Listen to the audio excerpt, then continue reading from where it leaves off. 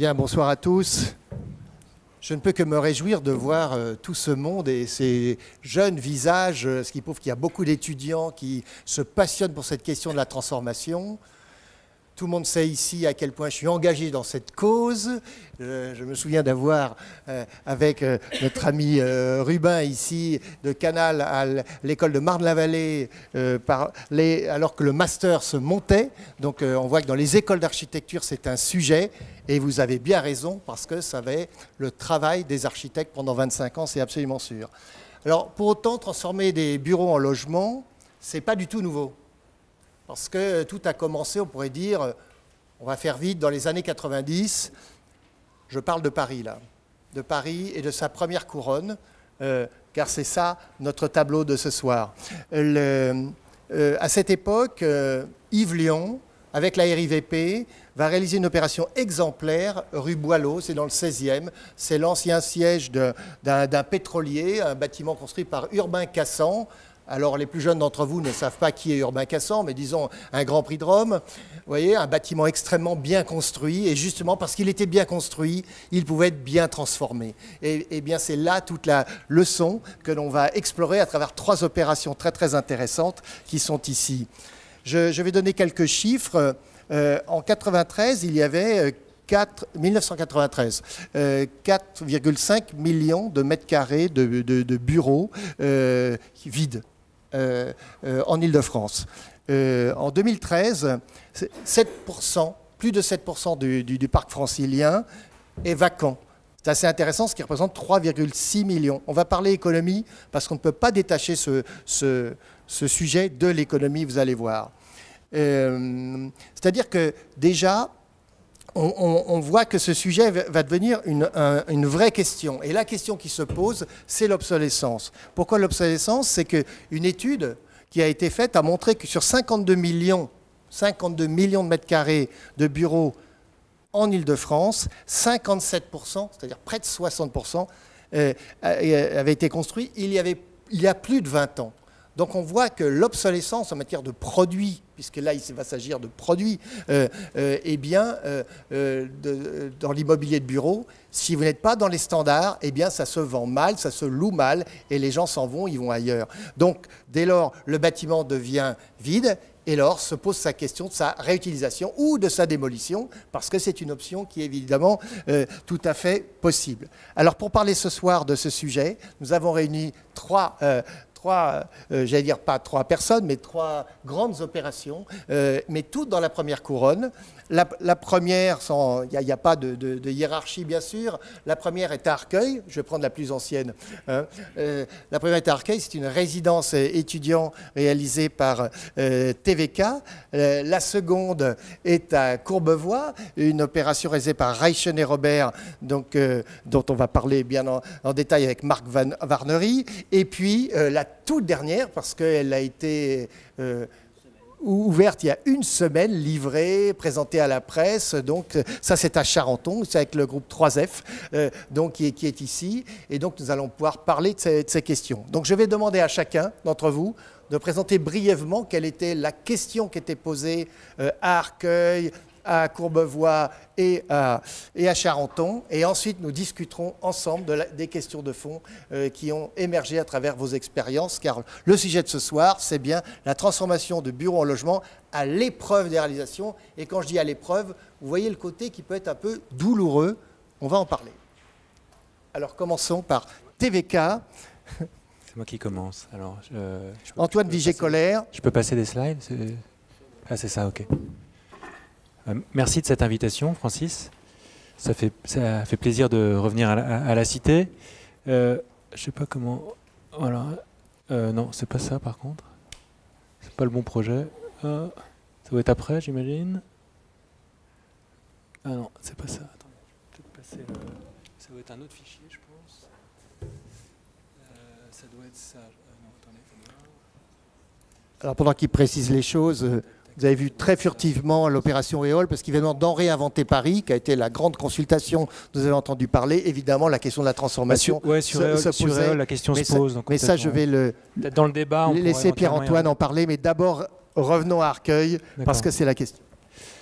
Voilà, donc sur cette image, on voit cette opération, en tout cas le bâtiment existant avant sa transformation. C'est effectivement un bâtiment comme il en existe tant en première couronne. C'est un immeuble de bureau construit il y a 30 ans, qui était vide, qui fait partie de tous ces bâtiments avec une obsolescence programmée, parce que c'est des bâtiments assez techniques et qui, évidemment, au bout d'un certain temps, répondent plus aux attentes des utilisateurs. Donc c'est un de nos premiers projets, en fait, et ce qui nous a intéressé avec la démarche que la transformation de ce bâtiment a engagée, c'est qu'elle nous a conduit à partir de l'existant. On travaille aussi à l'agence sur des sujets urbains, souvent, donc on porte plutôt une réflexion sur l'existant qui s'appuie sur un site pour engager la transformation. Ici, avec ce bâtiment, la question, ça a été de considérer que ce bâtiment pouvait être un site. Et comment, à partir de son existant, on était capable de proposer un projet. On était assez libre, le maître d'ouvrage n'était pas là, mais ce bâtiment était vide, il en était propriétaire et il ne savait pas quoi en faire. Il y avait une possibilité d'en faire du logement, de la résidence étudiante. Donc ça a été aussi un moyen de réfléchir à la typologie. Je vais y revenir. Alors cet existant, en fait, sous ces airs très banals que vous voyez sur l'image précédente de ce bâtiment, en fait, ce bâtiment, il avait une vraie richesse, une vraie complexité structurelle. Tu disais tout à l'heure qu'effectivement, la transformation s'opère plus aisément quand la structure quand la construction a une vraie qualité. Ici, le bâtiment avait une vraie qualité structurelle qui était liée à ce que vous découvrez un peu sur ces plans, c'est-à-dire on avait une structure faite de dalles champignons, donc juste des poteaux et des dalles, pas de poutres. Très peu de voiles structurelles. Donc ce bâtiment avait une capacité d'évolution et de transformation qui était intéressante. Donc on s'est rendu compte qu'en fait, d'ailleurs, comme c'est le cas aussi souvent dans les projets urbains, ce bâtiment pouvait être appréhendé comme une infrastructure, comme en tout cas une infrastructure capable de pouvoir supporter d'autres fonctions. Donc l'opération qui a été faite sur ce bâtiment, elle a été de libérer au maximum ce qui, en gros, était pas lié à ce dispositif infrastructurel. Donc principalement, on a évidé la partie centrale, ce qui nous a permis de libérer une vraie transparence au travers du bâtiment entre l'espace public et le cœur d'îlot. Donc là, on était plutôt dans l'idée de trouver une interaction assez forte de ce bâtiment avec son site. Pour pouvoir maintenir vraiment ce qui avait de fondamental dans cette architecture, c'est-à-dire la disponibilité de ces grands plateaux horizontaux. Puis à partir de là, on a proposé de consolider, de transformer cette structure en ajoutant, ce que vous voyez en rouge, un système de coursive extérieure, j'en dirai quelques mots, qu'on a aussi essayé de travailler avec beaucoup de soin, en fait, pour là encore être capable d'imaginer que ce système-là puisse se transformer à nouveau et avoir une forme de pérennité dans le temps. Donc l'opération que vous voyez, en fait, donc ce qui est la soustraction de la partie centrale et puis l'ajout du système de distribution par coursive. Alors voilà, on voit un peu, sur l'image qui est à gauche, on voit bien cette question-là, c'est-à-dire c'était un immeuble plutôt banal au départ, avec cette partie centrale rajoutée et puis ces façades non porteuses. Donc on s'est employé en fait à démonter pour ne garder que ce qui, à nos yeux, pouvait constituer le support d'une évolution possible. Alors ça a donné un plan, comme vous le voyez là, c'est une résidence qui fait 107 chambres. Alors c'est sûr que du point de vue typologique, ça ouvrait pas mal de choses. D'une part parce que on échappait à la construction neuve avec ses réglementations, ses programmes figés, etc. On pouvait partir de là, de ce que nous livrait cette infrastructure. Donc une hauteur plus importante dans les chambres, 3,20 m sous dalle, ce que vous voyez là. Et puis aussi, et ça le maître d'ouvrage n'est pas là, mais ce qui intéressait pas mal le maître d'ouvrage, c'est qu'on était aussi surdensitaire. C'est-à-dire que le fait de conserver toute la partie anciennement intérieure pour y mettre du programme nous permettait de pouvoir loger plus de mètres carrés que ce que la parcelle aurait pu contenir en respectant la réglementation urbaine. Donc une distribution donc, qui s'opère par la coursive, une distribution centrale, et puis un système de coursive tout autour du bâtiment. Alors ça a donné lieu en fait à une architecture très infrastructurelle en réalité, c'est-à-dire qui est vraiment conçue au départ comme un support, et puis à l'intérieur de laquelle on va pouvoir installer les chambres. Alors ce travail, il est aussi en écho, parce qu'au début, c'est vrai que ça fait toujours peur les coursives dans les résidences étudiants. Et puis assez vite, en observant le site, on a eu assez vite pas trop de mal à convaincre. On est en haut de la vallée de la Bièvre, il y a une vue absolument fabuleuse. Donc ces coursives se sont assez naturellement imposées comme un moyen en gros d'être projeté dans le paysage, et puis aussi de fabriquer une certaine qualité pour les espaces communs des étudiants. Voilà, je ne sais pas si c'est le lieu de parler du programme de résidence étudiant, mais effectivement, souvent les chambres sont assez petites, donc la question de la manière dont les étudiants peuvent se retrouver est toujours assez centrale. Voilà, donc on voit ce que ça produit, c'est-à-dire une grande ouverture au centre, un système distributif avec des coursives qui sont assez larges pour que venant de la circulation, il y ait une mise à distance qui soit faite depuis les chambres, et puis petit à petit, on va vers des coursives qui s'amenuisent pour aller desservir les dernières chambres. Alors voilà, juste un mot sur cette infrastructure, puisque le travail sur les coursives a été mené avec beaucoup de soin à l'agence. Et là aussi, il y a eu un travail assez fin, donc pour à la fois rester sur un système en béton, qui est la matière du bâtiment, et puis des potences qui sont complètement décrochées de la structure actuelle. Donc c'est une structure qui est rapportée, et dont le dessin des potences est à chaque fois spécifique, puisqu'il est en lien avec la portée de la coursive. Voilà, donc on voit un peu le travail sur cette structure, à l'intérieur de laquelle l'évolution reste possible, puisqu'on peut imaginer, les structures entre les chambres ne sont pas porteuses, donc on peut imaginer que ça évolue. Voilà, donc là, donc je voulais dire un dernier mot sur la chambre, parce que le temps est assez court. Ça a été aussi l'occasion de proposer une chambre, toujours dans des surfaces qui sont les 18 mètres carrés de la résidence, mais de pouvoir travailler sur, là aussi, une chambre qui est du coup plus confortable, déjà par sa hauteur, par son ouverture, le fait qu'en réhabilitation on a un peu moins de contraintes aussi qu'en neuf, même si on était quand même, on avait le label réhabilitation environnementale, mais en tout cas on voit que ça permet de trouver un confort beaucoup plus grand.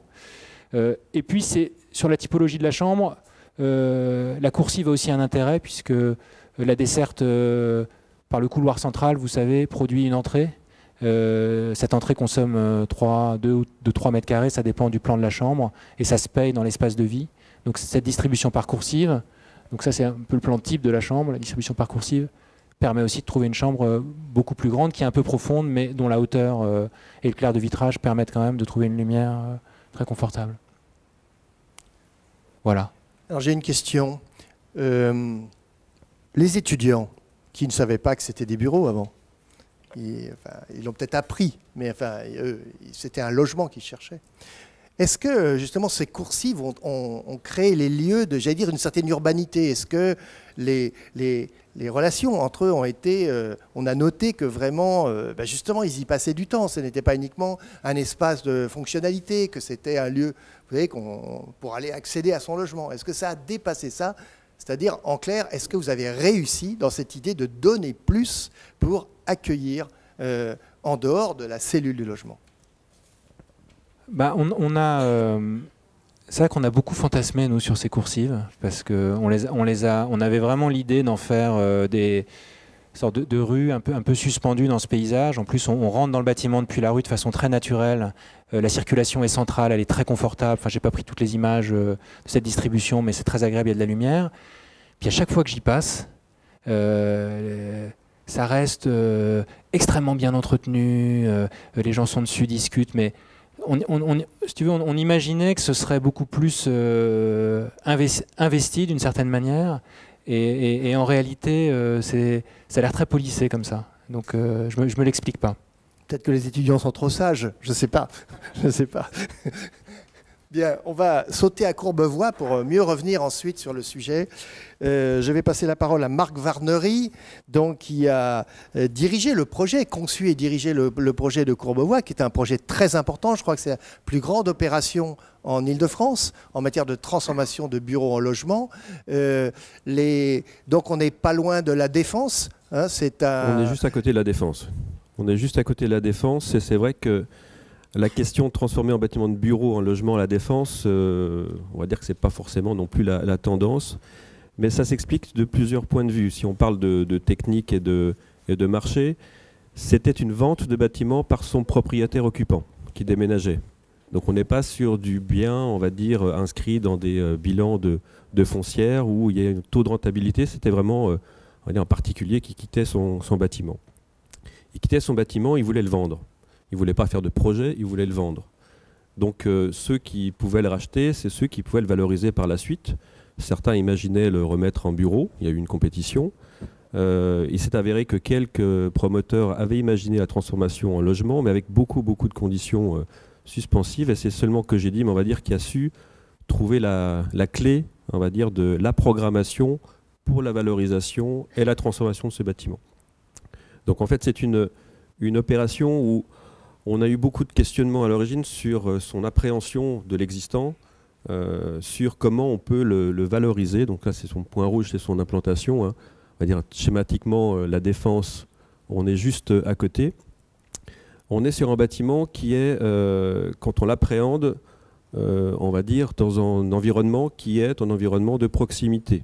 Donc son environnement se prêtait à le transformer en logement. On était en centre-ville, à côté d'un parc, à côté d'un centre commercial, pas loin des transports. On va dire une aussi bonne adresse pour du bureau que pour du logement. C'est important de le dire à un moment donné parce que souvent il y a aussi cette attractivité du site qui empêche de prendre le risque de la transformation de bureau en logement parce que ce sont des opérations complexes. Il y a un deuxième élément, donc vous avez ici la photo du bâtiment, c'est que ce bâtiment se trouve sur la droite de la rue de Beson. Et cette droite de la rue de Beson, c'est une zone de PLU qui n'autorise plus les hauteurs à plus de 21 mètres. Donc il existait ce bâtiment, je reviens juste sur la photo, c'est un point majeur, ça. De 60 mètres de haut, et si on le cassait, on faisait un bâtiment de 20 mètres. Donc de toute façon, on était sur une valorisation de réhabilitation, de transformation de ce bâtiment, soit en bureau, soit en d'autres fonctions, parce que c'était la meilleure façon pour son propriétaire de le valoriser et d'en retirer finalement le cash pour son nouveau siège social, c'était Servier. Marc, si vous me permettez, c'est important de souligner que cet immeuble était extrêmement récent. Il a été construit pour les laboratoires Servier, laboratoire pharmaceutique, très connu, en 1987. Tout à fait. Donc, on ne parle pas d'un bâtiment des années 60 qui avait déjà subi ou connu une transformation. On est sur quelque chose d'extrêmement vivant. Ça avait été construit pour les laboratoires Servier, alors pas forcément conçu pour lui à l'origine, parce qu'il avait toute une histoire, mais c'est vrai qu'il y a eu, on va dire, le propriétaire occupant qui a fait ce projet dès l'origine et qui a maintenu son bâtiment jusqu'au bout. Parce que dans ses caractéristiques, on s'est rendu compte que ce n'était pas un bâtiment de bureau non plus. Donc à l'origine, c'était compliqué de le retransformer sur un standard de la Défense en bureau. Ce bâtiment était en fait en petit IGH. Aujourd'hui, on va dire, il y a 5 ans, c'était une problématique d'être à plus de 50 mètres. Ça va changer. La réglementation va changer l'année prochaine sur le fait que le niveau de 50 mètres ne sera pas un IGH ni pour du bureau ni pour du logement. Donc là, ce bâtiment aurait peut-être pu trouver une seconde vie en bureau, mais là, la réglementation IGH a fait que le logement qui ne l'est pas à ce niveau-là permettait de mieux le valoriser. Et puis c'était un bâtiment, comme je le disais, qui avait été conçu, enfin occupé par Servier dès le début, mais pas forcément conçu pour lui, parce qu'on a retrouvé des traces dans les différentes histoires de ce bâtiment que c'était absolument atypique pour un bâtiment de bureau d'avoir 4 murs porteurs, façade et couloir. En fait, c'était conçu pour faire de l'hôtellerie à l'origine. Ça aurait dû être en hôtel et pendant sa construction, ou pendant, on va dire, sa conception, Servier a trouvé l'adresse et s'est installé là-dedans en tant que bureau. Donc voilà, c'était déjà sa 3e ou 2e vie d'être déjà du bureau par rapport à une conception d'origine d'hôtel. Et puis ce bâtiment, il avait d'autres intérêts pour être transformé en logement. C'est qu'il avait une hauteur d'étage tout à fait classique, parce que dans une opération privée, là où c'est on va dire un promoteur qui va rechercher à revendre par la suite, le produit qu'est le logement, il ne peut pas être atypique. Il doit rentrer dans des standards de surface, pour être dans des standards de rentabilité, pour être dans des standards de prix, à un moment donné, et donc rentrer dans un bilan de promotion de la manière la plus simple possible pour éviter le risque du bilan négatif ou du risque de promotion. Je rappelle, on est sur un bâtiment de 22 000 m². 22 000 m², c'est énorme en logement, on va dire. Et donc la programmation, ici, c'était prendre un risque sur une commercialisation de plus de 200-250 logements en libre. Et donc une opération qui ne pouvait se faire qu'en une seule fois. Mais il avait un autre avantage quand même, ce bâtiment, pour être aussi transformé en logement, c'est qu'il avait une infrastructure extrêmement bien conçue. C'est-à-dire que les parkings existaient, et donc on n'avait pas de transformation à faire sur cette partie de parking. Et donc le coût de construction ne se rapportait que sur la transformation de bureaux en logement. Pas besoin de créer, on va dire, un complément de fonctions qui permettait d'avoir ce parking en infrastructure. Donc beaucoup de questions qui ont démontré que finalement, en le conservant, en le transformant et en mélangeant, on va dire, les fonctions, on réussissait à le valoriser. On a quand même eu une problématique encore administrative sur ce projet, enfin deux. Il fallait que le préfet le déclasse de l'IGH, parce que les IGH sont classés en préfecture, et le maire de Courbevoie, qui ne voulait pas voir de la création de surface sur ce bâtiment, nous a demandé d'être à l'équilibre exact sur la CHOB, c'est-à-dire sur la démolition de plancher et la reconstruction de plancher, pas de la SP, pas la surface chaude, la surface brute de béton. Et donc ce qu'on a pu gagner en infrastructure en cassant une dalle de parking, on a pu le recréer en surface de logement, mais c'était au mètre carré béton pour mètre carré béton. Et ça, c'était on va dire une grande discussion, parce que à cet endroit-là, je rappelle que le PLU n'autorisait aucune construction de cette hauteur, et construire des plateaux à l'intérieur des vides, des ascenseurs, des escaliers qu'on avait comblés dans les étages hauts, c'est-à-dire à plus de 21 mètres, n'aurait pas été autorisé, en plus de simplement un équilibre CHOB, c'est-à-dire de surface de béton. Et puis la deuxième bonne idée de ce programme, c'est que c'est une mixité de programmes. On n'est pas sur un monoproduit, on est sur un assemblage de programmes qui rendent aussi aujourd'hui les opérations de 20 000 m² économiquement viables. Et donc c'est une association de commerce, en infrastructure, de crèches, de résidences de tourisme, de résidences étudiantes et de logements libres.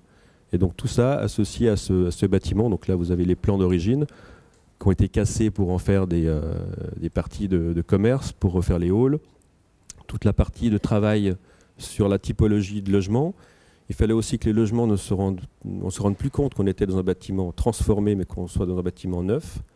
Et donc ça a été un travail beaucoup sur la typologie, sur les fenêtres, pour arriver à une image aussi, parce que quand on transforme ce beau bâtiment de bureau qu'avait Servier, vous avez vu ces images à l'origine, on travaille comme sur une masse, et on transformer une masse, transformer l'habitabilité des logements entre un bâtiment fermé, climatisé, avec des logements par la suite, avec des espaces extérieurs, identifier, on va dire, les masses, identifier les articulations avec le contexte. Ça, c'est des petits schémas qui donnent, on va dire, l'appropriation qu'on a pu nous amener sur la transformation de l'image pour arriver à cette opération, aujourd'hui complètement réalisée. Donc ça, ce sont des images pour toujours, qu'est-ce qu'on peut faire sur de l'existant pour le rendre, on va dire, domestique, en passant du domaine tertiaire au domaine résidentiel. Et donc passer de cette image d'un bâtiment de bureau années 80, assez typé, à une construction qui fait qu'on a envie de venir habiter. Alors ça, c'est des perces commerciales de Cogedim, hein, ce n'est pas les perces architecturales, mais ça donne l'ambiance que l'on voulait, on va dire, qui a été appropriée par Cogedim. Ces travaux sur les espaces extérieurs qui ont été ajoutés aux façades, et donc l'identification des différents programmes qui permettaient d'avoir une variété de volumétrie, et donc arriver à retrouver une urbanité au rez-de-chaussée, au commerce, etc. sur ces éléments, et la qualité des logements, ici des perspectives intérieures, qui ont donné, avec des points de vue exceptionnels sur la défense, un certain nombre d'occasions d'aller vers des espaces atypiques. Donc ça, ce sont les terrasses sur le toit, pour les duplex ou triplex du dernier étage. Et donc je finis juste par des photos. Donc ça, ce sont des photos par rapport à la transformation d'aujourd'hui, de ce bâtiment dans son contexte, des terrasses sur le toit, et puis donc de cet assemblage sur cet élément-là d'une architecture domestique sur cet ensemble immobilier à l'origine de 22 000 m² de bureaux. Alors j'ai une question, Marc, parce que évidemment, chez Reichen et Robert, il y a une culture de la transformation. C'est quand même eux qui ont amené le débat en France. l'important des États-Unis, on connaît l'histoire, avec justement la transformation des usines. Là, on est sur un tout autre sujet. Ce que je voudrais savoir sur cette opération-là, avec la COGEDIM, quelle a été votre part de discussion sur le programme? Vous avez bien insisté sur justement l'intelligence du programme et tout. Est-ce que là, vous avez été force de proposition en tant qu'architecte, ou c'est le maître d'ouvrage qui avait des idées très précises sur ce qu'il fallait faire? Comment ça s'est passé?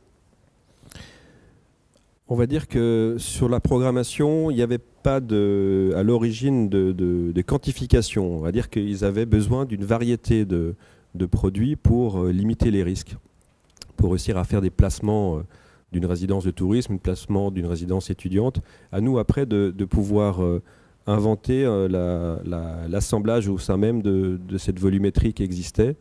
Mais on n'a pas pu, on va dire, totalement influencer non plus le bilan, parce que c'est ça la fin par rapport au promoteur, par l'architecture.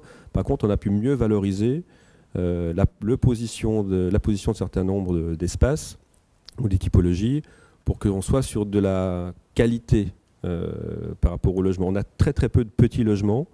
Il y a la résidence étudiante où c'est des petits studios, mais le reste sont plutôt des grands logements, parce qu'on a insisté sur le fait que les grands logements dans cette variété dans cet immeuble, en gros, étaient plus qualitatifs que les petits.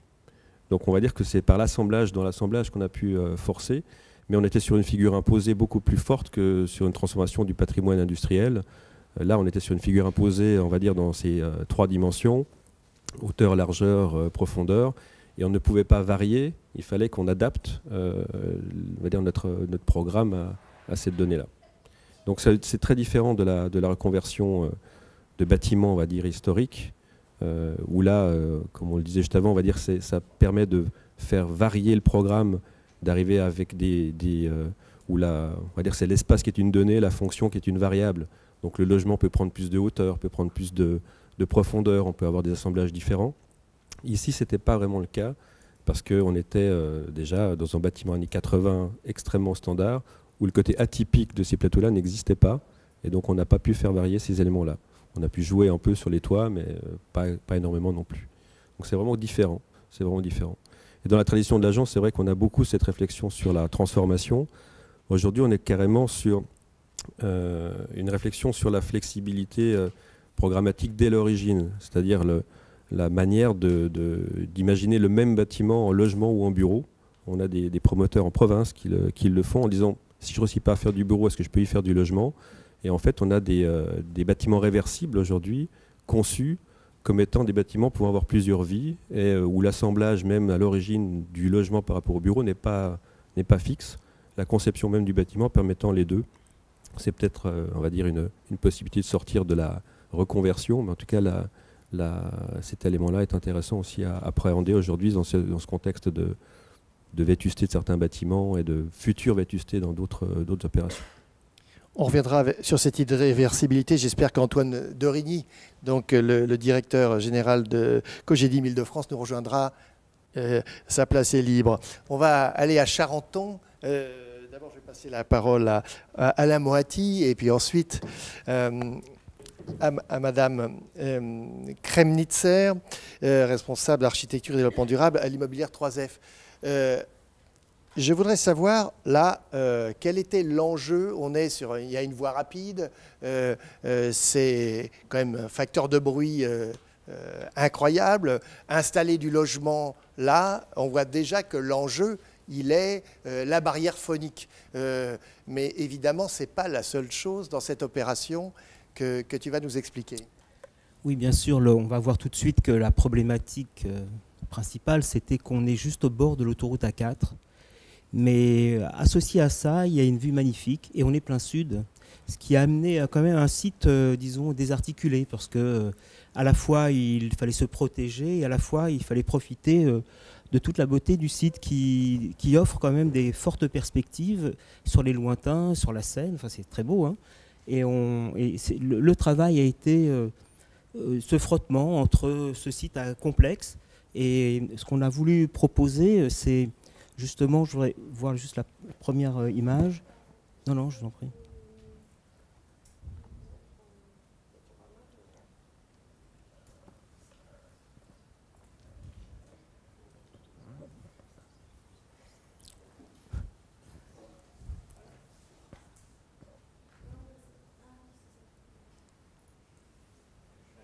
Merci. Merci. Je vois. Merci de ta collaboration. Donc voici le bâtiment qui est un bâtiment de bureau, un peu ce que tu disais, c'est-à-dire qu'on les connaît ces bâtiments, ils sont avec cette façade répétitive. Le quai des Carrières, on est donc à Charenton, hein, le quai des Carrières qui est ici, qui est une voie assez pratiquée parce qu'elle est parallèle à l'autoroute A4 et la Seine et les lointains sur la banlieue Est. Donc ce site était voilà, comme ça un peu difficile à appréhender. Voilà par ailleurs les vues que l'on découvrait lorsqu'on a visité pour la première fois le bâtiment. Donc la ville à venir, disons, qui vient s'étendre là. Donc une très belle, très beau ciel, hein, et puis on est plein sud. Donc c'était assez qualitatif. Alors voilà le bâtiment sur lequel on devait réfléchir. Il y a une petite consultation de la part de 3F qui n'était pas vraiment un concours, qui était une procédure négociée. Il fallait trouver une idée, il fallait trouver une bonne idée. On va en parler en détail. Oui, il y avait oui. 4 équipes. Hein, il y avait 4 équipes, voilà. Et il fallait trouver une bonne idée autour de ça. Et ces bâtiments, on les connaît, ils ont cette répétitivité. Ce sont des grands plateaux derrière. Que dis-je encore, enfin voilà, une sorte de banalisation de toutes les fenêtres, évidemment, qui est, on peut dire, l'antinomie par rapport au logement, puisqu'on cherche de l'identitaire, on cherche de l'unique pour chacun des habitants. Et donc le travail que nous avons mené était de cet ordre-là. Et puis, le bâtiment sur la rue, c'est celui-là. On avait un petit morceau d'intérieur d'îlot à travailler aussi avec cette minuscule cour. Vous voyez en partie mauve la partie qu'on a proposé de démolir, donc il faut enlever les mètres carrés donc pour pouvoir gagner de l'espace qualitatif. Et on a proposé ces deux petits bâtiments. On a enlevé un étage à l'un des bâtiments de manière à ce que la lumière rentre un peu mieux, et on a créé, comme on va le voir, un jardin. Donc voilà le bâtiment sur rue. On a creusé cette cour à travers du bureau. On a enlevé un étage à ce bâtiment-là de manière à ce que la lumière, encore une fois, puisse rentrer et créer ce petit lieu qui est une sorte de petite intériorité secrète qui amène un lieu assez qualitatif, il me semble. Et surtout, voilà la problématique. On avait ce bâtiment et on a creusé toute cette circulation de manière à trouver un petit monde intérieur avec une discussion sur le bois. On a proposé du bois avec toutes les discussions que peuvent avoir les maîtres d'ouvrage et les réticences sur le bois, puisque évidemment c'est pas un problème de pérennité, mais c'est un problème de transformation sur le temps. Donc évidemment le bâtiment va se griser un petit peu, mais c'est aussi la qualité d'un bâtiment de se transformer un peu. Et puis ce travail sur la partie sud, sur lequel je vais insister, qui est derrière cette façade répétitive que l'on voit ici, eh bien nous avons taillé des éléments, quelquefois en enlevant 2 trames, quelquefois en enlevant une trame, et qui servent à la qualité d'habiter à l'intérieur. C'est-à-dire que ces éléments dans lesquels on a découpé la lège, on a aussi agrandi, on a mis un garde-corps en verre, donnent sur la fonction intérieure. C'est-à-dire qu'on a, disons, perverti la façade répétitive par la manière dont on habite à l'intérieur. Donc voici le projet réalisé.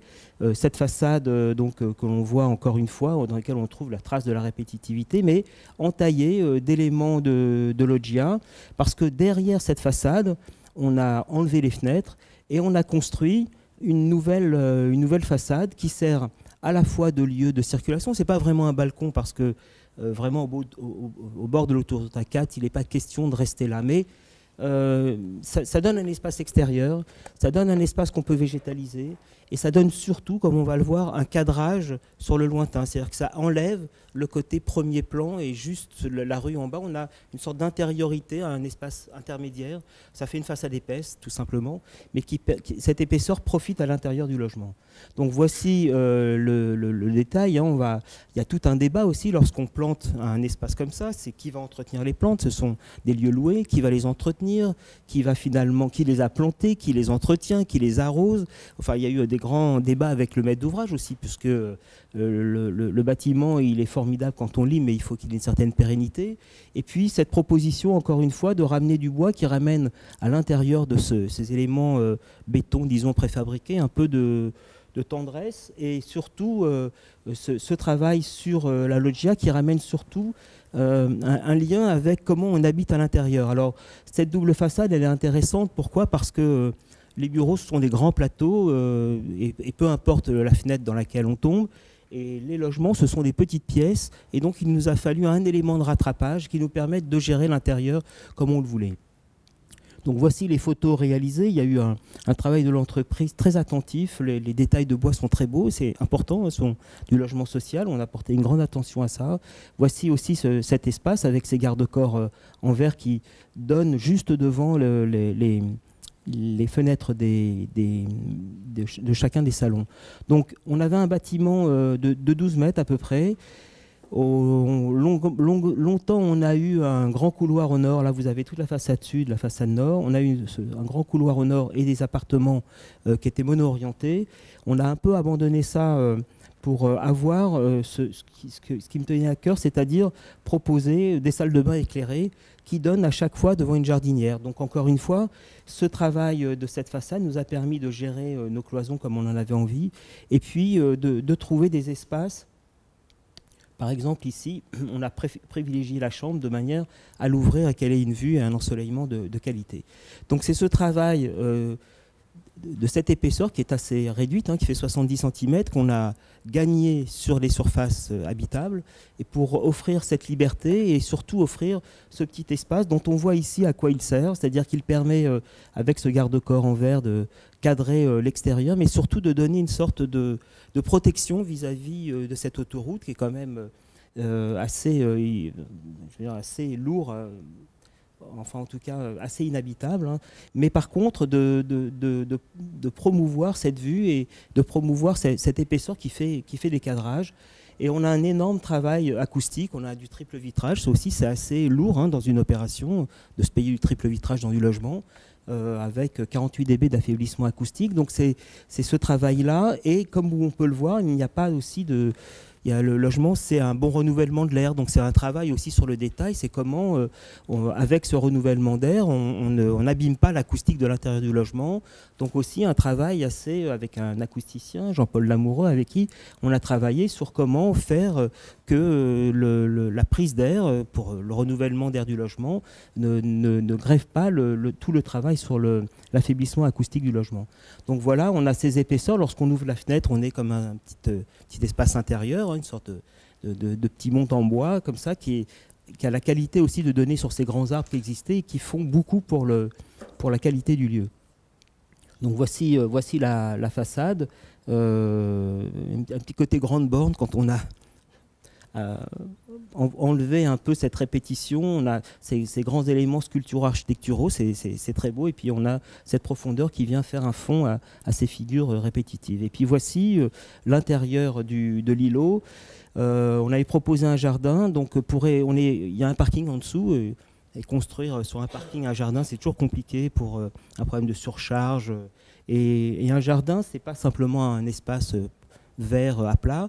On a cherché de comment le moduler tout en respectant les surcharges. Donc, ce sont des détails de projet où on arrive à inventer quelque chose. Et on a travaillé sur, il y a 20 cm de terre, mais on a réussi à modeler ce jardin par des mousses et qui permettent d'avoir sans surcharge une sorte de petite géographie dans le jardin et qui est assez intéressante. Donc voici l'intérieur de l'îlot qui est tout en bois avec un travail sur chacun des tableaux avec des prestations qu'on a poussées un petit peu loin, assez qualitatives.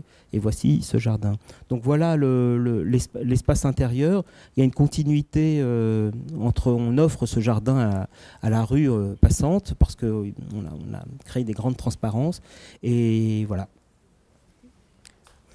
Alors, j'ai une question parce que cette opération, elle m'a rappelé un travail de Christian Ovette au bord du périphérique. Où il avait construit une résidence pour des policiers.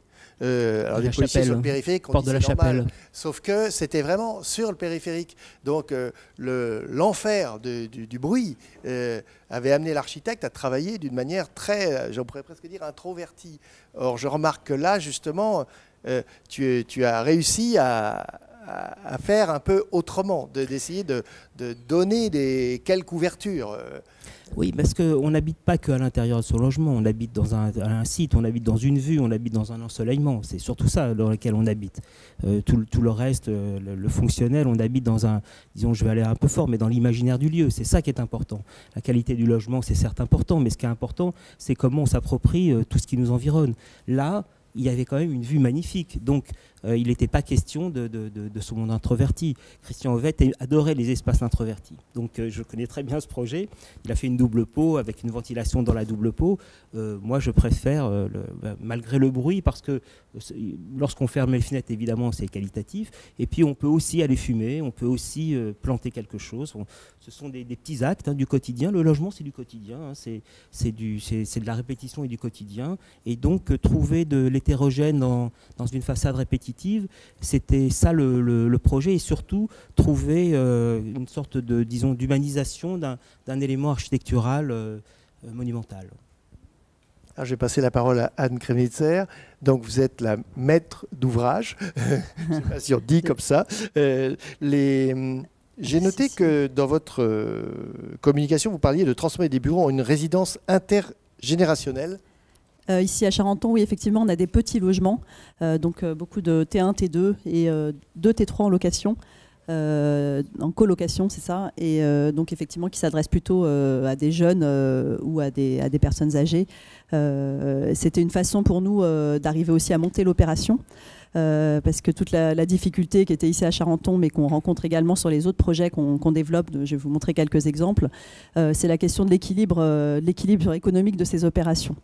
Parce que d'une part, bien sûr, on s'intéresse à ces projets du fait de la forte demande de logements en Ile-de-France, donc du besoin de construire dans un contexte où le foncier devient de plus en plus rare. Donc c'est vrai que vous avez évoqué les plus de 3 millions de mètres carrés de bureaux vides en Ile-de-France, dont je crois que c'est 700 000 qui sont vides depuis plus de 4 ans. Donc c'est des opportunités de logement en fait, qui sont d'un gisement qui est très important, mais avec une difficulté importante, c'est que les coûts de construction, c'est à peu près identique à ceux du neuf.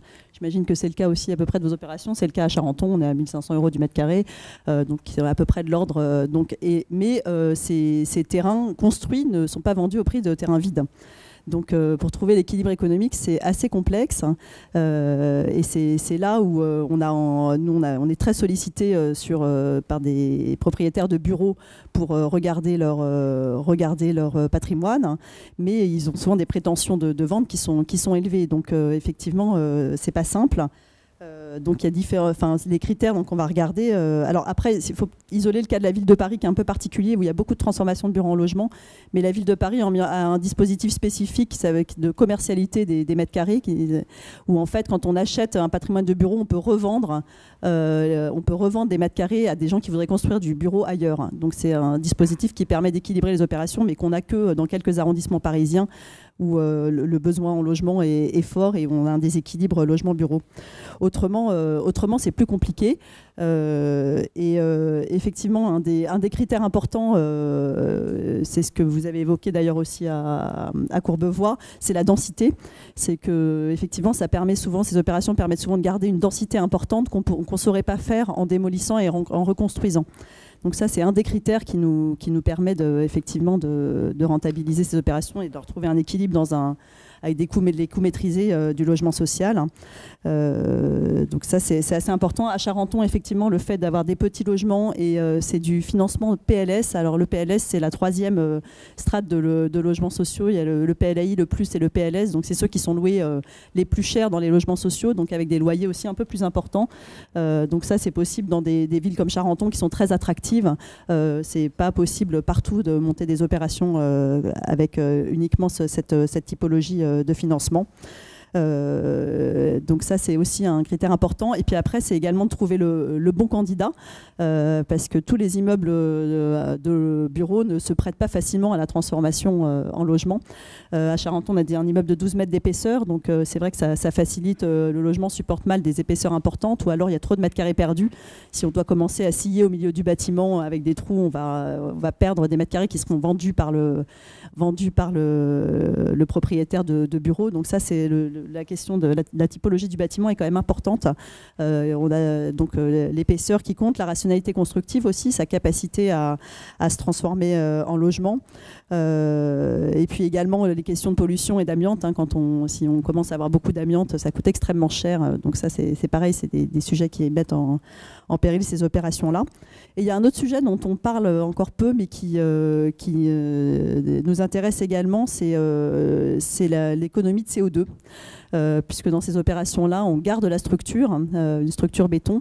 On commence à s'intéresser maintenant à l'impact écologique de la phase construction des bâtiments. On se rend compte que dans des bâtiments très performants comme on construit aujourd'hui, l'impact de la phase construction est au moins équivalent à celui de la phase exploitation, hein, donc 50 ans de chauffage, 50 ans même.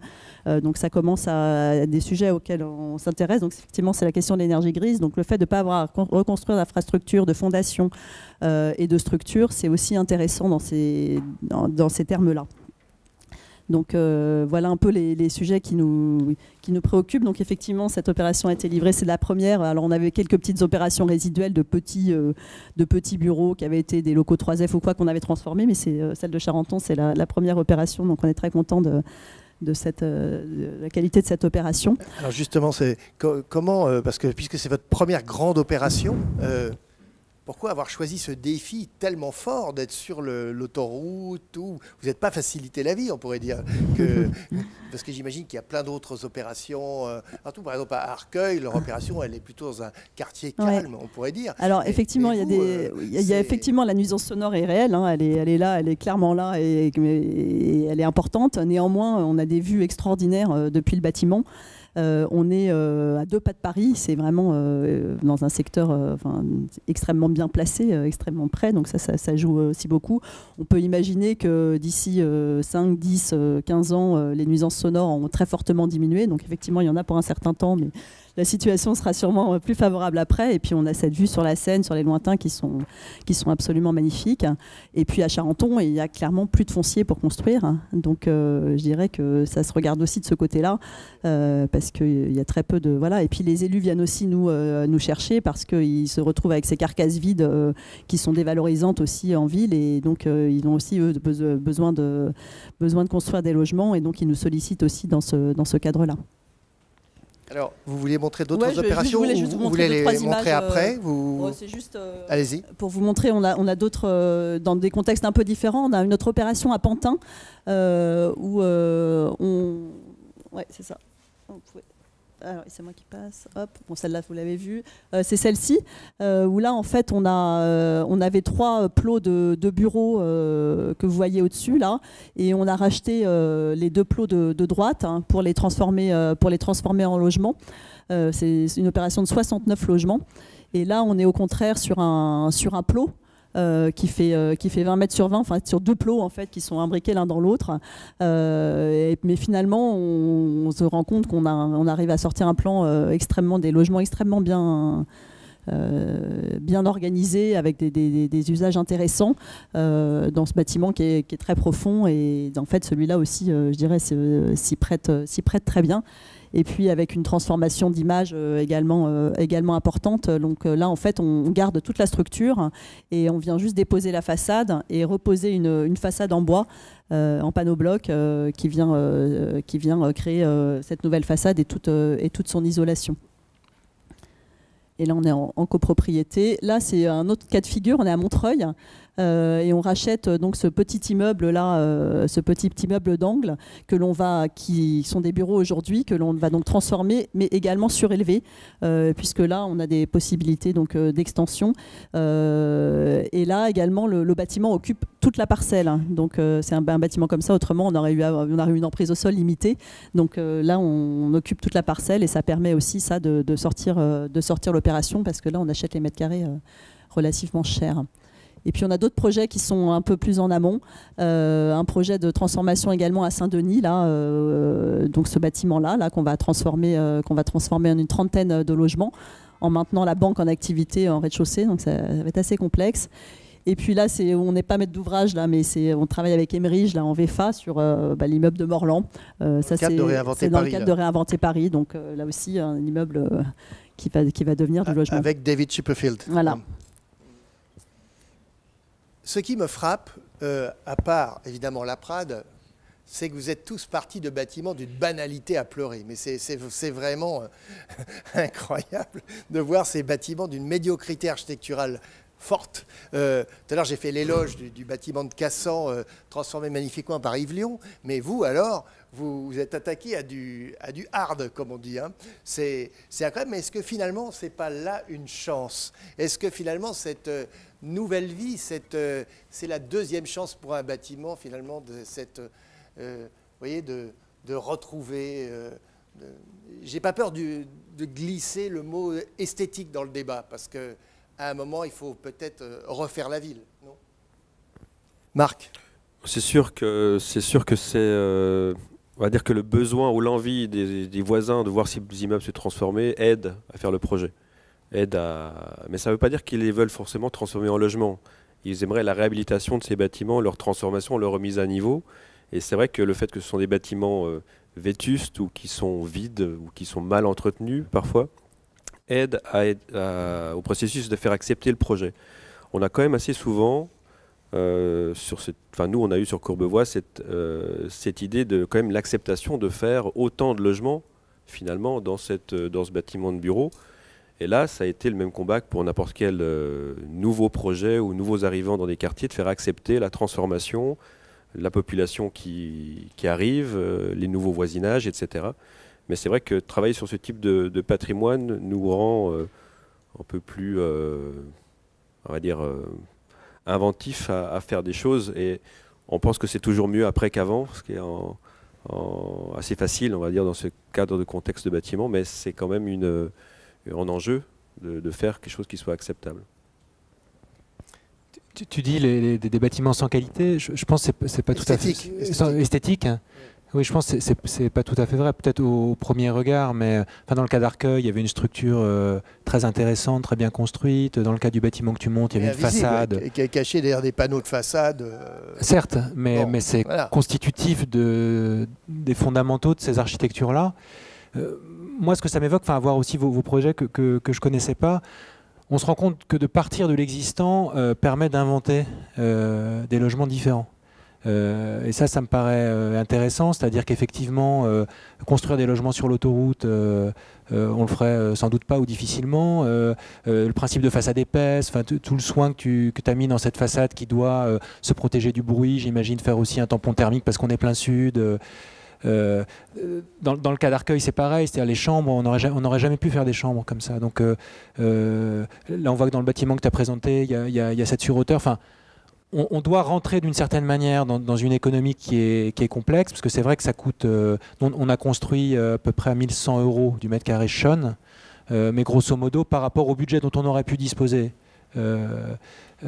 à cet endroit-là, on était à peu près dans des coûts équivalents. Sauf qu'effectivement, on pouvait faire plus de densité, sauf qu'on n'avait pas besoin de faire d'infra et des parkings, etc. Donc il y avait un équilibre à la fin qui permettait de sortir l'opération, mais surtout les logements à la fin sont plus intéressants, sont différents, les typologies.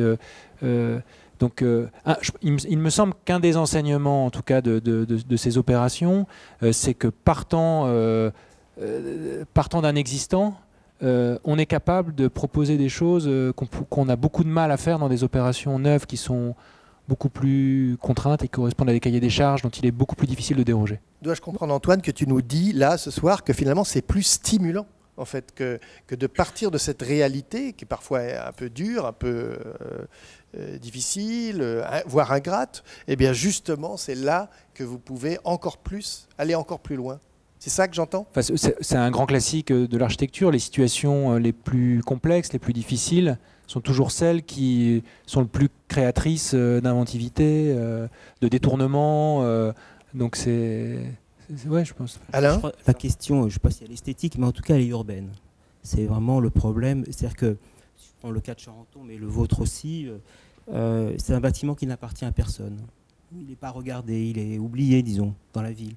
Et en faire un bâtiment qui appartient à tout le monde, et c'est ça l'enjeu. Et c'est ça qui est intéressant. C'est-à-dire qu'au-delà de l'enjeu esthétique, alors après on peut avoir un avis sur la transformation, c'est plus ou moins beau, je ne sais pas. Mais en tout cas, l'enjeu il est là. C'est-à-dire dans ce lieu oublié, et la ville souffre de ces lieux parce que finalement on n'y passe plus, il n'est pas habité, il y avait des commerces qui étaient abandonnés. Voilà. Donc refabriquer du passage, refabriquer de l'intérêt, encore une fois, ce n'est pas un problème esthétique, c'est refabriquer d'urbain, donc refaire des lieux qui appartiennent.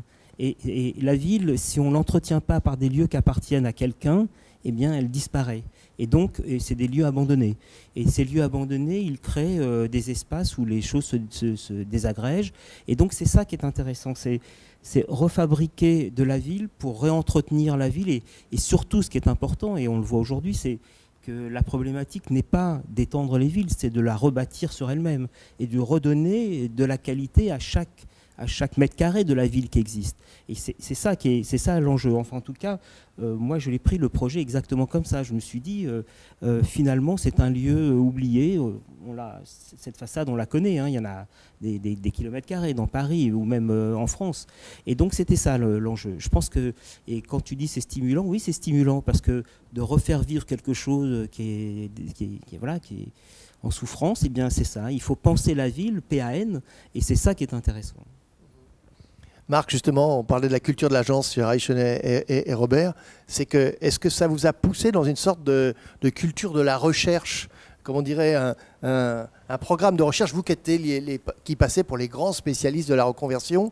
Là, on est sur de la transformation, ce qui n'est pas le même sujet, on est bien d'accord. Mais est-ce que pour vous, c'est de la recherche au sens architectural du terme, c'est-à-dire de pousser dans tous les domaines la recherche? Ou est-ce que non, c'est un exercice architectural classique comme un autre? Oui, non, c'est une recherche permanente, on va dire, dans la fonction, on va dire, du logement. C'est-à-dire la rénovation, la transformation de bâtiments de bureaux en logement, on se questionne sur la qualité de l'habitat. Comment on va vivre dans ces immeubles, le mode d'habiter. Plus on est sur des opérations importantes ou plus on est sur des opérations marquées ou contraintes, il faut qu'on invente le mode d'habiter. C'est-à-dire que c'est une recherche que tous les architectes doivent faire, mais qui est encore plus importante sur la transformation, parce que faire vivre ce type de bâtiment, on va dire architecturalement, vu de l'extérieur, c'est intéressant pour nous. Mais ce qui est fondamental, c'est que les gens qui sont dedans aient l'impression d'avoir le meilleur logement imaginable pour leur mode de vie. Et ça, c'est une vraie recherche. C'est une vraie recherche sur effectivement comment assembler des contraintes pour en faire des atouts, assembler des points de vue ou des contraintes extérieures pour les rendre aimables et les faire rentrer dans les bâtiments. Et puis, c'est fondamental parce que dans ces bâtiments qui existent, il y a une chose qu'on ne peut pas changer, c'est leur implantation. On ne peut pas choisir l'orientation de ces bâtiments, il faut faire avec. Et quand on a un vis-à-vis qui n'est pas intéressant ou quand on a une façade nord, il faut se réinventer et re-questionner les typologies sans forcément aller dans des choses qui sont atypiques, mais qui sont juste repensées comme étant les fondamentaux dans le logement. La lumière, le calme, la vue, l'intimité, et puis le vivre ensemble dans le reste des parties de ces bâtiments. Et oui, parce qu'en ce qui concerne Courbevoie, là, il s'agit d'accession, donc il faut que ça soit vendable, entre guillemets. La notion de produit, j'imagine que chez Cogedim, ils doivent évidemment pousser ça aussi, même si ils vont vous suivre sur la recherche, mais jusqu'à une certaine limite, non? Ils vont... alors au contraire, ils sont très preneurs de ça. Non, ils ne sont pas preneurs. On ne va pas dire qu'ils sont preneurs, mais on va dire que sur le niveau de cette opération, ils ont acheté un bâtiment très cher. Et il fallait faire des logements de très grande qualité, donc de luxe, on va dire pour un certain nombre de ces lots. Et donc on ne réinvente pas forcément un mode d'habiter, mais on réinvente une qualité du logement. Parce que c'est pas forcément, on va dire, les plus riches qui ont les modes de vie les plus différents. On va dire parfois c'est d'une banalité extrême. Mais la qualité du logement, les fondamentaux, là, ils étaient extrêmement vigilants que l'existant n'était pas un prétexte pour être médiocre dans certains éléments ou exceptionnel dans d'autres. Il fallait être bon partout. Et ça, c'est vraiment une figure de style. On peut pas réinventer mieux le logement qu'en étant contraint dans ces éléments-là.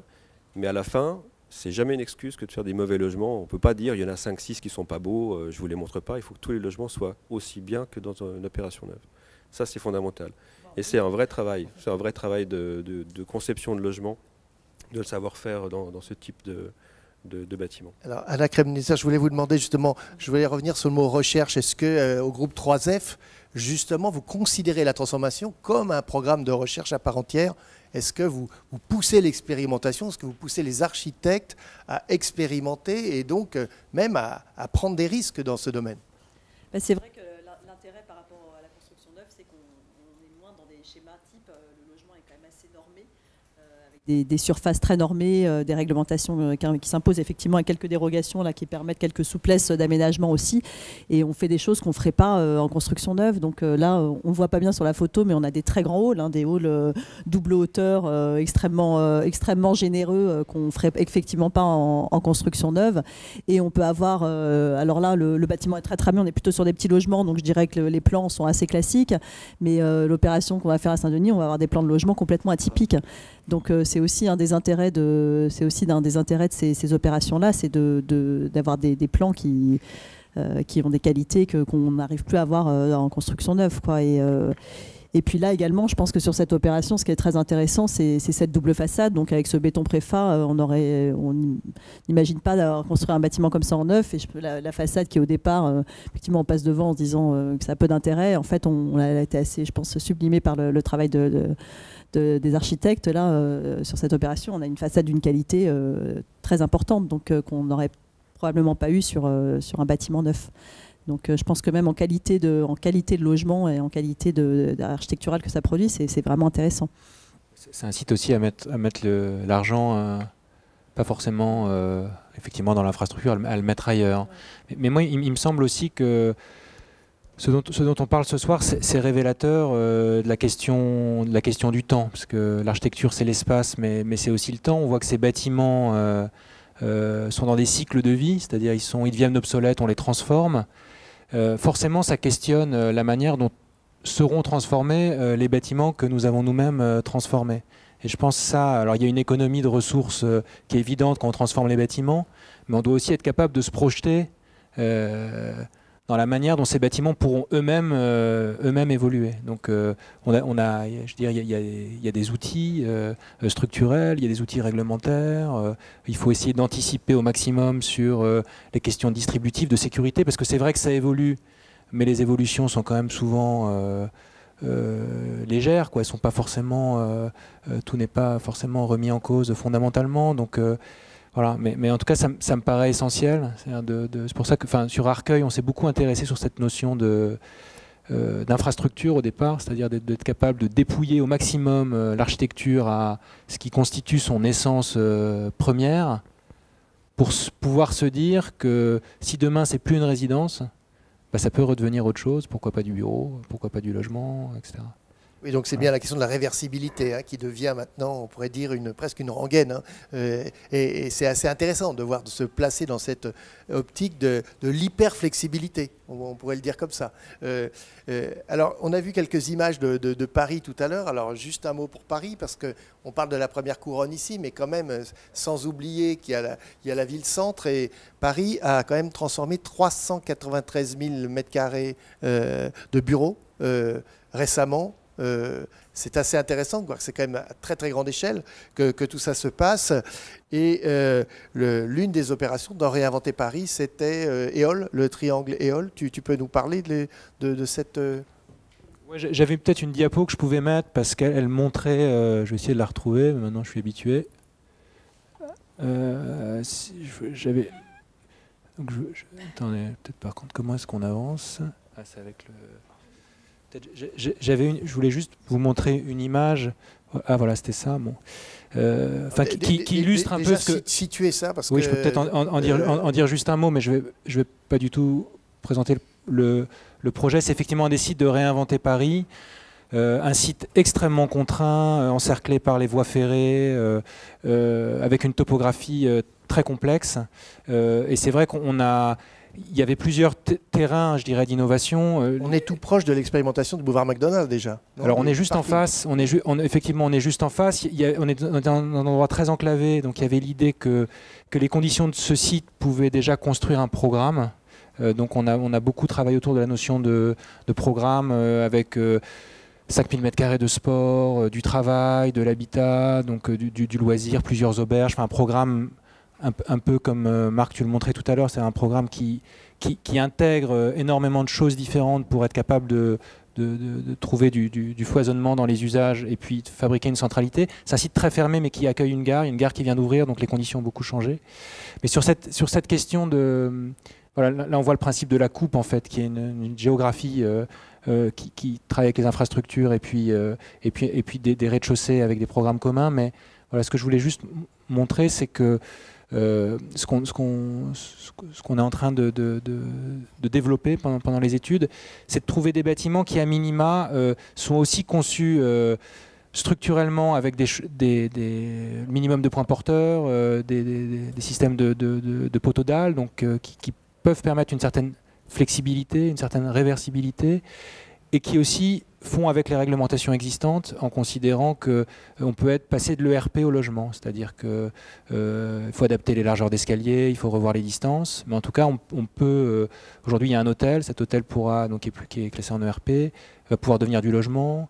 Les bureaux, là aussi, sont assez épais, mais en même temps, on a les contraintes ferroviaires. Donc, on est en train de regarder comment on pourra épaissir les façades pour justement se donner du confort. On a aussi une question d'orientation qui est plutôt favorable.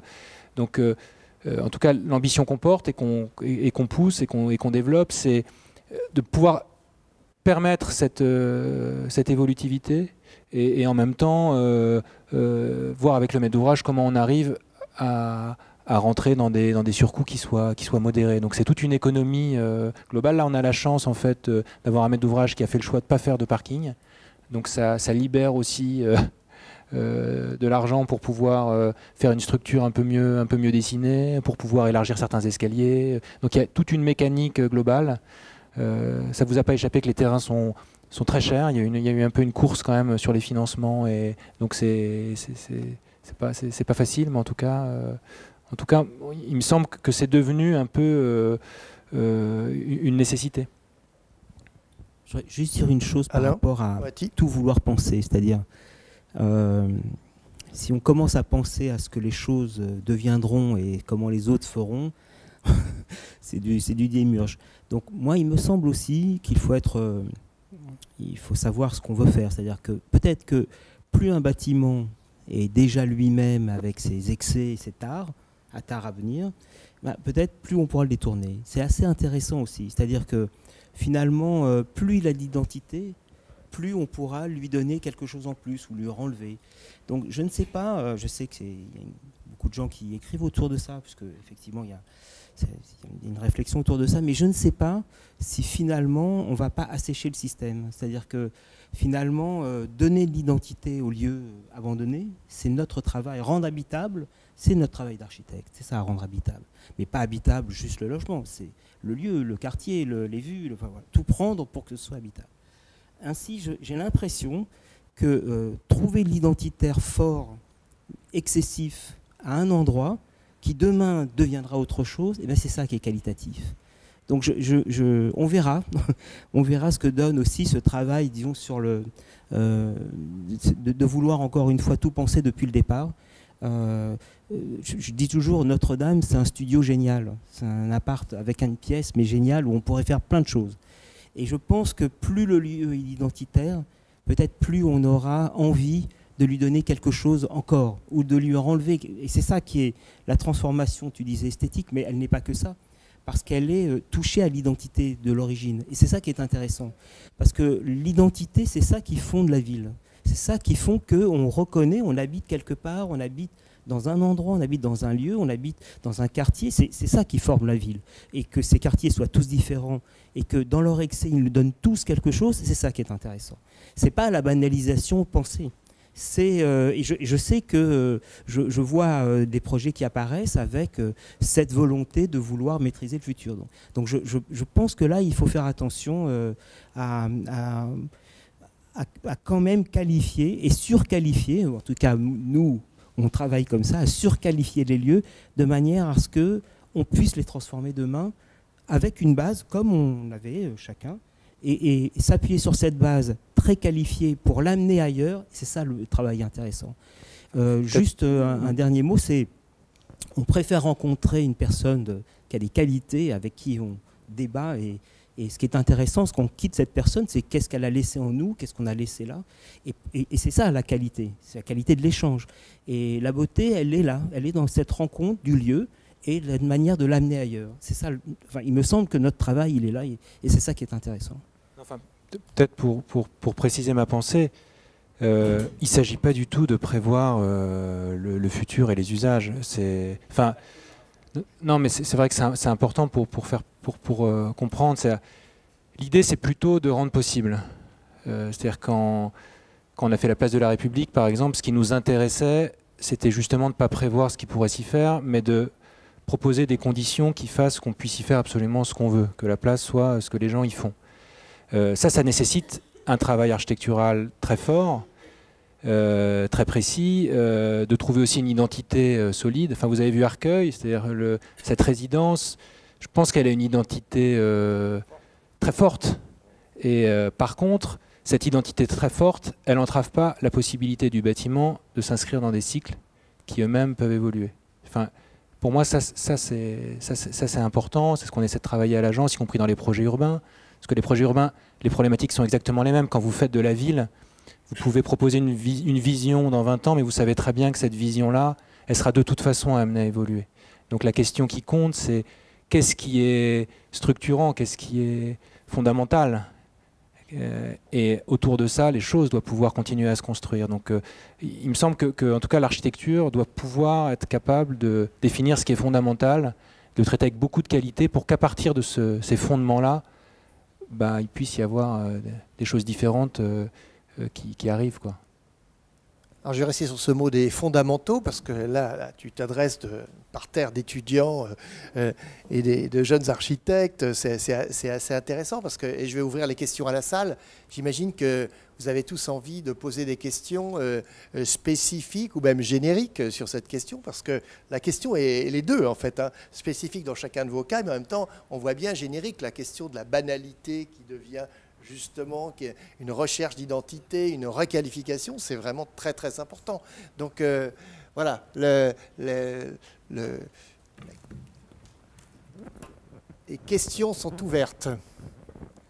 Qui se lance ?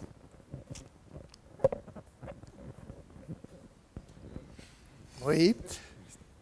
Ah, là-haut. Si vous voulez bien faire passer le micro. Bonjour. Bonjour, vous m'entendez? Oui. Merci pour vos interventions, je les ai trouvées très intéressantes. Et j'aurais une question, la personne qui représente la maîtrise d'ouvrage, je voudrais savoir en fait en quoi est-ce que faire de la réhabilitation, de la transformation comme ça de logement, ça change votre métier, et notamment est-ce que ça induit des phases d'études qui sont plus longues, etc. Et j'aurais aimé avoir une idée de l'évolution des temporalités qui permettent de faire aboutir ces projets. Ce qui est plus long, c'est la phase d'étude amont pour voir la possibilité de transformer. Là, effectivement, c'est plus compliqué que sur un terrain nu. On va juste regarder les règles d'urbanisme et regarder comment on peut construire. Là, il faut quand même regarder la faisabilité technique. C'est des questions techniques qui sont quand même beaucoup plus complexes que la construction neuve. L'habitation générale en plus, mais la transformation d'usage comme ça.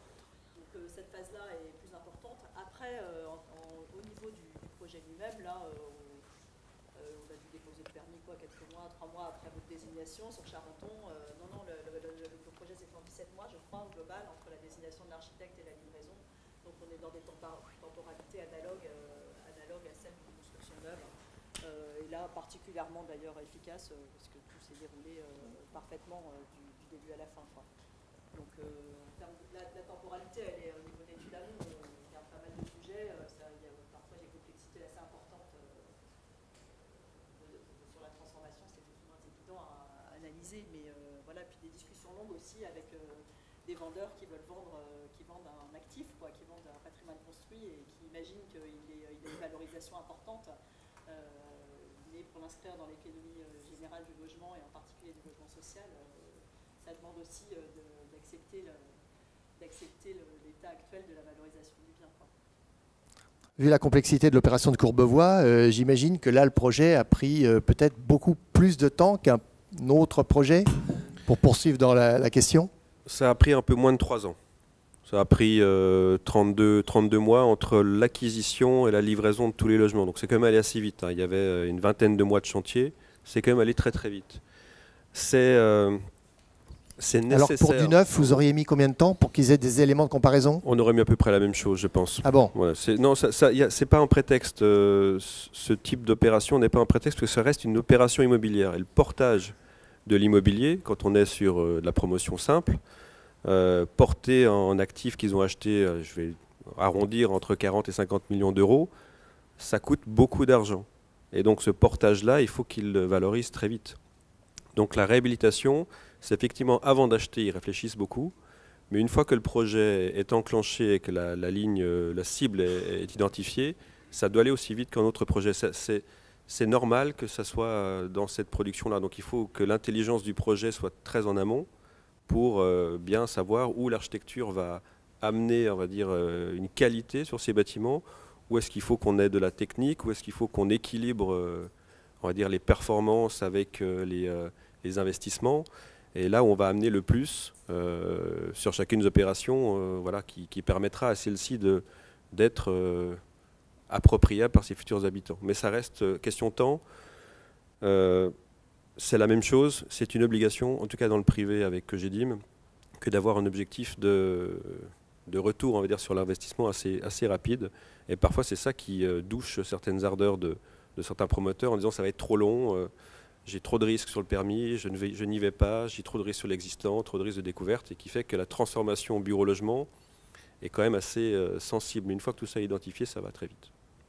Alors en amont, on se souvient par exemple de Paris Habitat pour la tour Bois-le-Prêtre, célèbre projet par Lacaton Vassal, à quel point la stratégie avant entre l'option démolition ou l'option transformation a été vraiment économiquement évidemment étudiée. Et qu'à la suite de ça, il y a eu le concours remporté par Lacaton Vassal et Frédéric Druot et qui a donné la théorie du plus que vous connaissez avec le résultat absolument extraordinaire. Mais est-ce que vous, par exemple au groupe 3F, là, par exemple, combien de temps vous passez en plus sur une évaluation comme ça, un diagnostic? Est-ce que c'est là que se passe justement parce qu'on insiste beaucoup sur ce mot amont, on voit bien que ce n'est pas du côté des architectes que ça va prendre plus de temps, mais chez vous, est-ce que cette décision, eh bien justement, elle fait l'objet d'allers et retours importants, voire même de controverses au sein de votre groupe en disant « mais non, l'option transformation est absolument essentielle, il y en a marre de démolir ». Est-ce que vous vous posez ces questions? Aujourd'hui, des opérations où on achète du bureau vide pour démolir, on n'en a pas. Clairement, on va sur l'opération. Comme ça. Donc oui, on a des opérations dans les cartons, là, comme vous avez vu, on en a d'autres, mais c'est des opérations où on transforme. C'est ce que je vous disais tout à l'heure, c'est que acheter pour démolir. Enfin, après, on a d'autres opérations plus atypiques, notamment une à Vigneux-sur-Seine, où on avait 7 tours IGH. On en a démoli 6 et on cède la dernière à l'euro symbolique, à Bouygues Immobilier, qui doit la transformer en plateau de coworking, atelier, bureau, logement. Et là aussi, et là on est en seconde couronne, donc l'économie est d'autant plus difficile à trouver, même avec une cession à l'euro symbolique.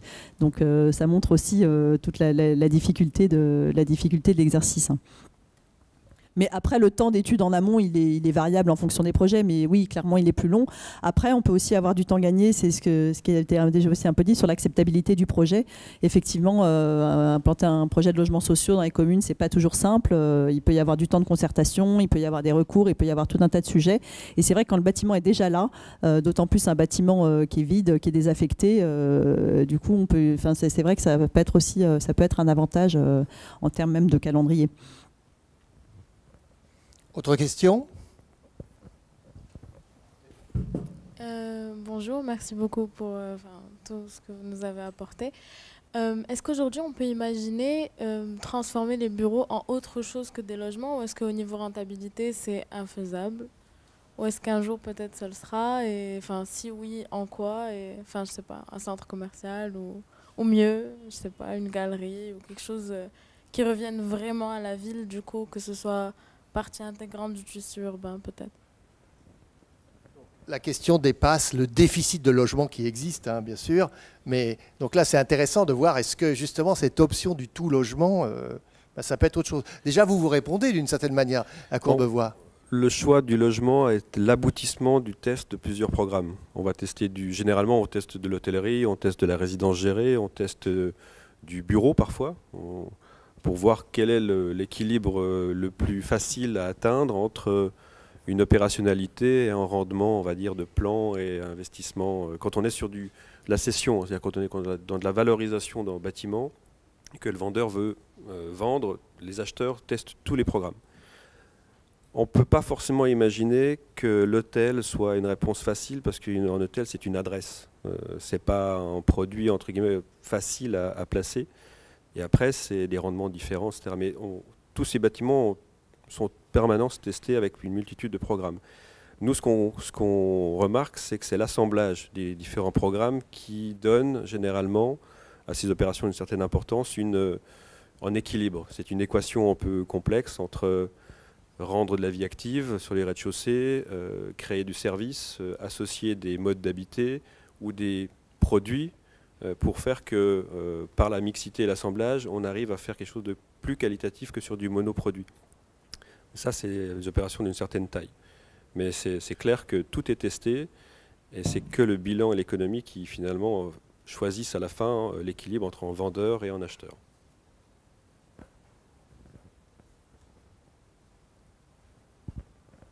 Bonsoir. On a vu des opérations qui sont en partie et en majorité sur des volumes acquis qui sont plus importants que ceux du PLU. Est-ce que ces opérations-là auraient pu sortir si ça n'avait pas été le cas? En fait, quelle est la part d'importance de l'optimisation foncière par rapport à l'intérêt de la réhabilitation en elle-même? Sur Courbevoie, c'est une évidence que le déjà là était une richesse pour ce terrain, parce qu'on ne pouvait pas le reconstruire. Il y a de nombreux projets qui, effectivement, en capacité équivalente, terrain nu reconstruit, passent vers de la démolition-reconstruction. Ça, c'est presque une équation, on va dire, qu'il est très difficile à contredire, parce que ce n'est pas sur le coût de la construction qu'on gagne énormément sur ce type de projet. On l'a tous dit, ça coûte presque la même chose au final de réhabiliter, enfin transformer, que de reconstruire à neuf. Mais c'est un processus après qu'il faut faire accepter d'une manière différente. À tel point, on va dire que la reconstruction, démolition-reconstruction est en équilibre qui parfois est plus facile à atteindre aujourd'hui. On connaît les surfaces acquises. Voilà, vous avez une surface construite de X milliers de mètres carrés et donc vous avez le droit de la transformer même si elle est en dehors des règles du PLU. Que certaines règles d'urbanisme, certains les poussent à dire que ce n'est pas forcément la surface qui est l'acquise, c'est le volume, le gabarit acquis. C'est-à-dire que la règle du PLU ne s'appliquerait pas en reprenant le même gabarit que le bâtiment qui existe, donc en démolissant et reconstruisant pour valoriser les terrains sur des transformations. C'est des discussions qui ont lieu dans beaucoup de cercles, on va dire, investisseurs, promoteurs, villes, pour justement favoriser la transformation de certains sites, en disant c'est trop risqué de faire de la reconstruction par de la réhabilitation, mais il y a tellement de droits acquis que ce serait mieux de tout démolir pour reconstruire. Et donc cette notion de gabarit acquis arrive aujourd'hui et va dans le sens de votre question, c'est que c'est plus rentable, souvent, en tout cas pour éliminer des risques, de démolir et reconstruire, et donc d'arriver à ce type d'équation simple, on va dire. Et d'ailleurs, la convergence des règles incendie, je parlais de ça sur les 50 mètres, les bâtiments de bureaux à 50 mètres ne seront plus IGH et les bâtiments de logement ne le sont plus, va faire aussi qu'à un moment donné, transformer du bureau vers du logement, ça deviendra plus difficile parce que le bureau n'a plus ce boulet au pied, on va dire, à partir d'un certain gabarit. Et donc restera peut-être une bonne occasion de transformer le bureau en bureau. Nous, on a l'expérience que sur beaucoup de questions qu'on nous a posées, c'est finalement l'option « on ne change rien » qui a emporté le projet. On ne change rien, on reste bureau, on reste dans les bilans, il n'y a pas de cession, c'est le même investisseur qui le garde. Et on évite tous ces risques-là, parce que le propriétaire, généralement, d'un bâtiment de bureau, ne sait pas faire du logement. Et l'investisseur bureau n'est pas l'investisseur logement. Et donc, quand quelqu'un se dit « j'ai un bâtiment vide, qu'est-ce que j'en fais ?» ce n'est pas naturel pour lui de se dire « je transforme sa fonction ». C'est soit je le réhabilite, soit je le cède, et ce n'est pas moi qui fais le projet par la suite. Je trouve que c'est une très bonne question qui est soulevée ici. Anna Kremitzer, peut-être? Non? C'est une question de prix d'achat tout simplement, hein. C'est-à-dire que si le bureau est vendu, s'il n'y a pas de surdensité et que c'est vendu plus cher que le prix du terrain nu, de fait, ça ferait être très difficile à équilibrer. Donc ça dépend des prétentions du vendeur, clairement. Donc c'est vrai que quand en surdensité, le vendeur valorise mieux son bien quand il y a une surdensité, parce qu'on va toujours regarder l'équilibre entre les deux, quoi, les deux hypothèses. À partir du moment où on considère que c'est le même prix de construction, ce qui est à peu près le cas. Voilà. Après, peut-être que quand on commencera à taxer le carbone, ça commencera à devenir plus intéressant, peut-être encore pour quelques années. Et que le CO2 économisé par la conservation, peut-être que voilà. Si on intègre ça un jour dans nos bilans financiers, on arrivera peut-être à le faire plus facilement. Encore quelques questions? Monsieur?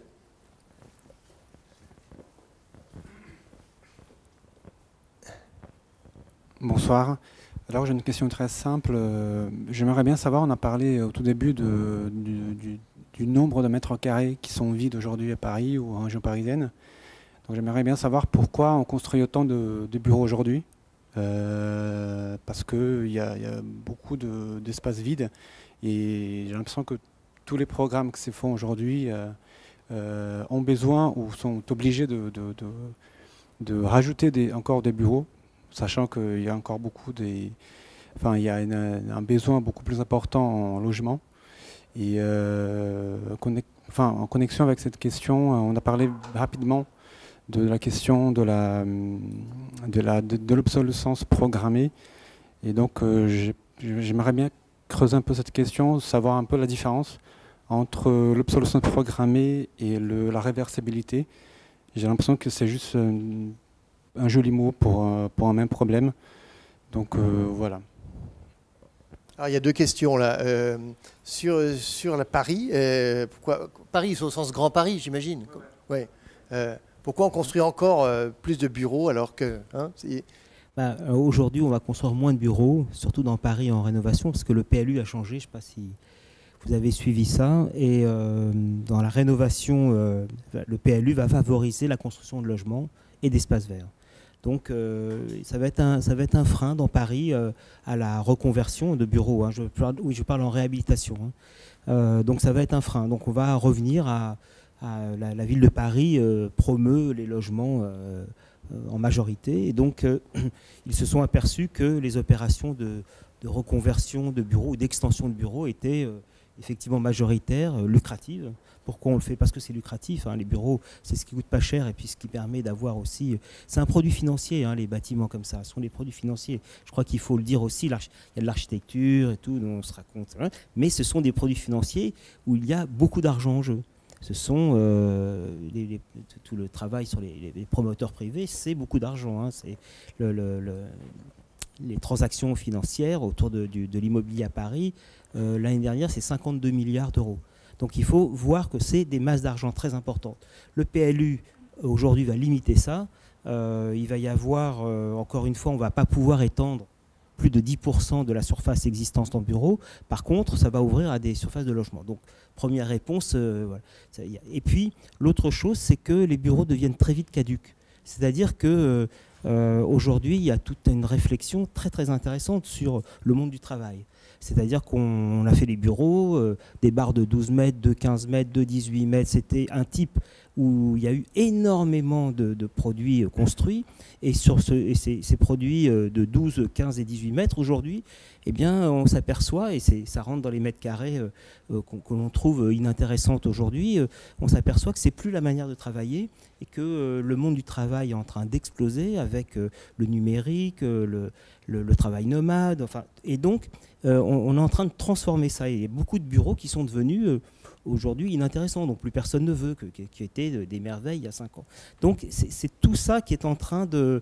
Pourquoi on reconstruit aussi? Parce qu'il y a des nouvelles demandes, il y a des nouveaux enjeux. Les lieux de construction de bureaux se déplacent dans Paris. Il y avait ce qu'on appelait le triangle d'or avec une grande valorisation de bureaux. Aujourd'hui, on cherche d'autres lieux parce que finalement, le site où on construit, l'esprit des sociétés ont changé, donc ils veulent d'autres lieux. Donc c'est aussi ça qui fait qu'il y a un renouvellement. Voilà, donc je ne peux répondre qu'à cette première question et c'est mon analyse aujourd'hui. Peut-être.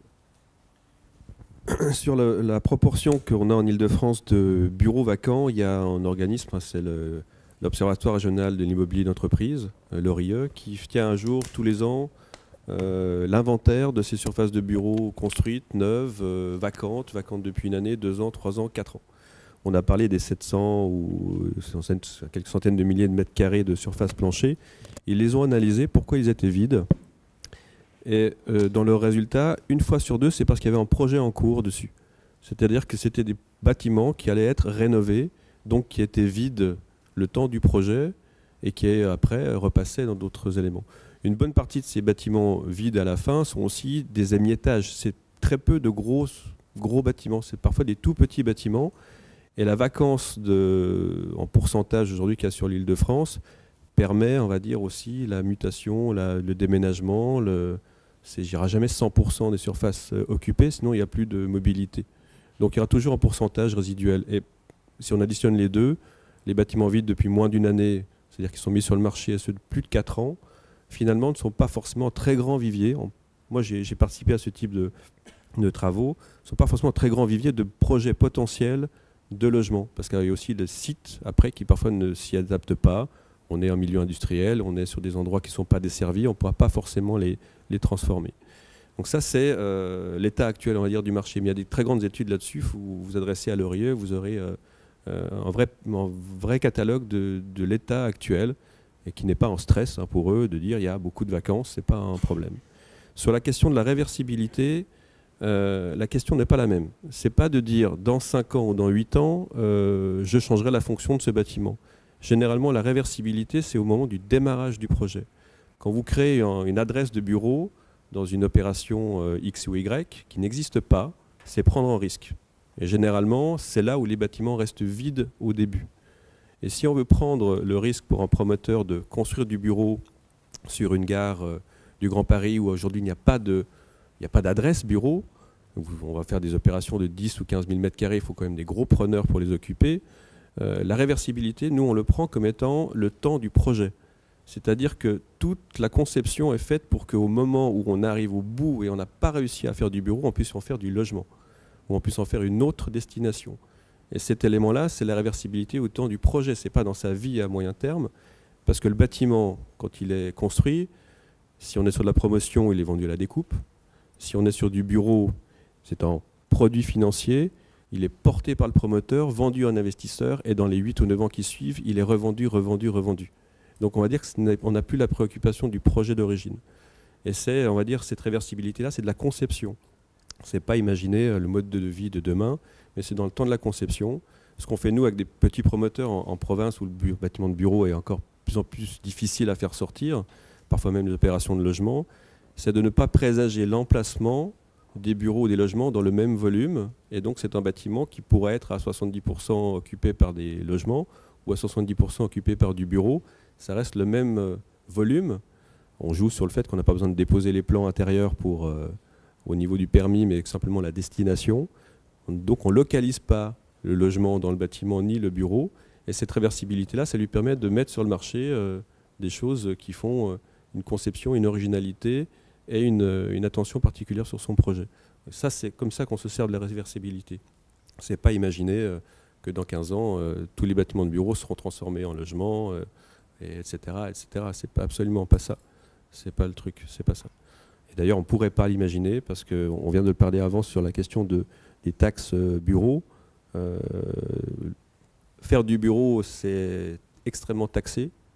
C'est en droit, enfin, on va dire c'est comme ça. On achète le droit de faire du bureau. Et une fois que vous l'avez acheté pour le transformer en logement, vous le perdez. Vous ne faites pas ça au bout de 5 ans ou de 8 ans. C'est à beaucoup plus long terme.